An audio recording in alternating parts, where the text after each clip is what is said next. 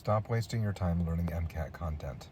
One of the most common mistakes people make is that when they're doing their practice questions, whatever question bank they have, when they review their questions, they go really deep into every single wrong answer choice. When you do that, you actually start taking yourself outside the scope of the prerequisite science that the MCAT hopes you know. You can look on the AAMC's website, and they actually have a pretty coherent list of what subject areas you're supposed to be somewhat familiar with.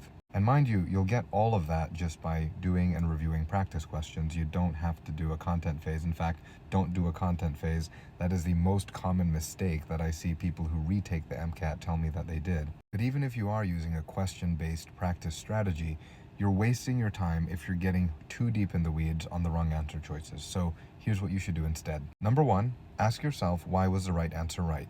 You should be able to describe a linear process from the question through any pertinent data that's in the passage, through any contextual clues that are in the answer choices, to the right answer. Number two, whatever wrong answer choices you were distracted by, you should understand why you found them enticing and why, on reflection, you realize that they were distractors. For things that are out of scope or totally out of left field, you've never heard of it, particularly if these are things that are not very clearly within the scope of the MCAT's content outline, I wouldn't waste time studying those things. Because on test day, you'll probably be able to deduce your way to the right answer just by knowing the actual core material rather than getting in the weeds and all of these little things. As an aside, there's this weird thing that happens sometimes where the right answer is actually one of these sort of vague, bizarre things that you're not expected to know. And oftentimes in that situation, you are expected to know the other three answer choices.